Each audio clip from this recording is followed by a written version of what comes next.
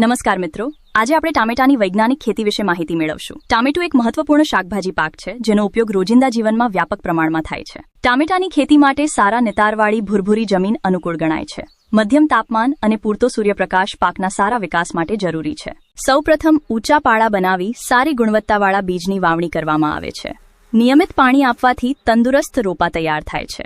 રોપા 25 થી 30 દિવસના થાય ત્યારે મુખ્ય ખેતરમાં યોગ્ય અંતરે રોપણી કરવામાં આવે છે. સારા ઉત્પાદન માટે સંતુલિત ખાતર વ્યવસ્થા અને સમયસર સિંચાઈ ખૂબ જ જરૂરી છે. ટપક સિંચાઈ પદ્ધતિ પાણી બચાવવામાં મદદરૂપ બને છે. સમયસર નીંદણ અને ગોડણી કરવાથી છોડનો વિકાસ સારો થાય છે અને પાક તંદુરસ્ત રહે છે. છોડ તંદુરસ્ત છે. ટામેટામાં વિવિધ જીવાતો અને રોગો જોવા મળે છે. તેના નિયંત્રણ માટે ભલામણ કરેલી દવાઓનો યોગ્ય સમયે ઉપયોગ કરવો જોઈએ. ફળ લાલ રંગના થાય ત્યારે સમયસર તોડણી કરવામાં આવે છે.